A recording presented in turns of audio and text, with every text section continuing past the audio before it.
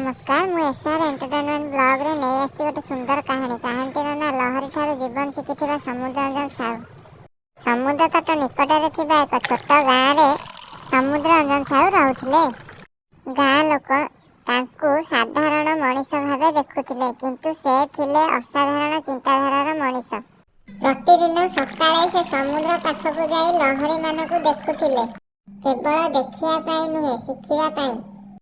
लहरी जेतेबेले कूलक आसुथिला एवं फेरी जाउथिला समुद्र रंजन शिखुथिले। हार मानिया माने समाप्ति नुहे, लहरी पछकु जाए किंतु पुणी आसे आउ अधिक शक्ति सहित। बड़ झड़ आसिले समुद्र शांत हो जाए, सेतेबेले से शिखुथिले नीरवता मध्ये एक शक्ति। सबुबेले शब्द करिबा दरकार नहीं, केबे केबे शांत रहिबा मध्ये विजय अटे। अनेक लोक तांकु पचारुथिले, तुमे समुद्र को देखी कौन पाउच?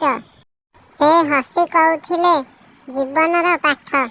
जीवन रे से अनेक समस्या देखिले, दरिद्रता, विफलता, अपमान, किंतु से केबे भांगी पड़ी नथिले।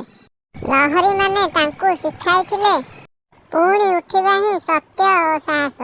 कर्मे समुद्र रंजन साहू गाँवर युवक मानक पई प्रेरणा हेले।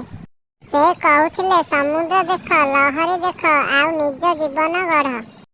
शिक्षा जो मनीष प्रकृति ठारू शिखे से केबे हारे नहीं।